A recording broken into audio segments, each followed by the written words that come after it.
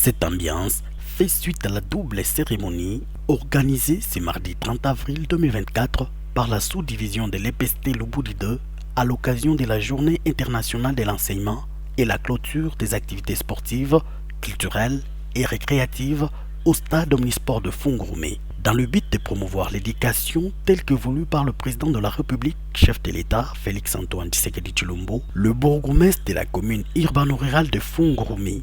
Maître Kaleng Ntamb Le Saint, a soutenu la date du 30 avril de l'année en cours à travers la célébration effective de cette journée en présence de plusieurs autorités scolaires, dont le chef de la sous-province éducationnelle de l'EPST Lubudi 2, Sylvain Kayou Kaouz. Prenant la parole devant le public acquis à la cause de cet événement, Maître Kaleng Ntamb Le Saint, bourgmestre de la commune urbano-rurale de Fungurume, encourage le professionnel de la CRE à faire bon usage de la déontologie pédagogique afin de faire profiter l'apprenant qui est au centre de la gratuité de l'enseignement de l'éducation de base prônée par le chef de l'État congolais Félix-Antoine Tshisekedi Tshilombo. Notre pays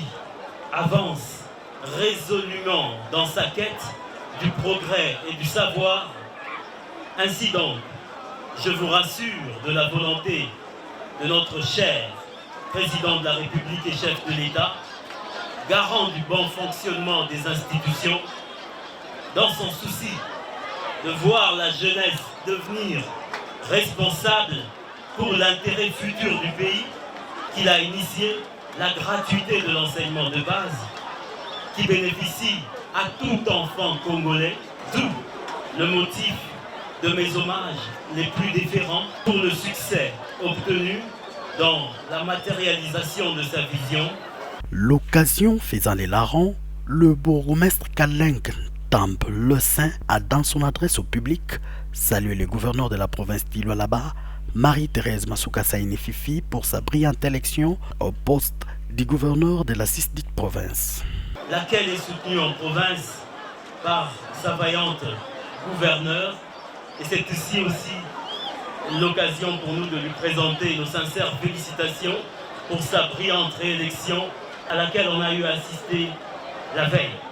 Pour lier l'utile à l'agréable, des trophées, médailles, cagnottes ont été remises aux écoles compétitives. La journée de l'enseignement reste la seule occasion de célébrer la façon dont les enseignants transforment l'éducation, mais aussi de réfléchir au soutien dont ils ont besoin pour déployer pleinement leurs talents et de reconsidérer la perspective d'avenir de la profession au niveau national qu'international.